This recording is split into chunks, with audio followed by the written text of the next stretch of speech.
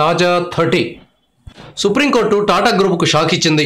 ఢిల్లీలోని ప్రతిష్టాత్మక తాజ్మహల్ హోటల్ను వేలం వేసేందుకు అనుమతి ఇచ్చింది. ఈ హోటల్ను చాలా కాలంగా టాటా గ్రూప్ నిర్వహిస్తోంది. ఈ హోటల్పై టాటాలకు ఢిల్లీ మున్సిపల్ కార్పొరేషన్కు మధ్య గొడవ నడుస్తోంది. ఈ హోటల్ ఉన్న బిల్డింగ్ను టాటా గ్రూప్ కంపెనీ అయిన ఇండియన్ హోటల్స్ లీజుకు తీసుకుంది. ఈ లీజు గడువు 33 ఏళ్లు.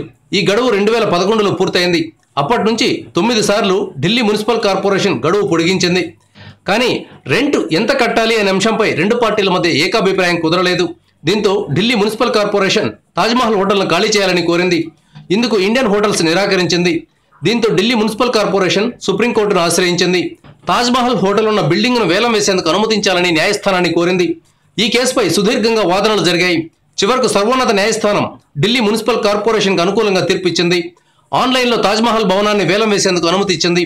వేలంలో ఇండియన్ హోటల్స్ పాల్గొనొచ్చని చెప్పింది. ఒకవేళ వేలంలో ఈ భవనాన్ని ఇండియన్ హోటల్స్ దక్కించుకోకపోతే హోటల్ను ఖాళీ చేసేందుకు టాటాలకు 6 నెలల పాటు సమయం ఇవ్వాలని సుప్రీంకోర్టు ఢిల్లీ మున్సిపల్ కార్పొరేషన్కు సూచించింది.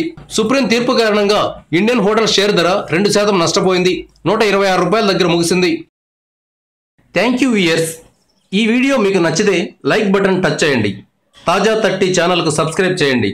మీ మిత్రులకు షేర్ చేయండి.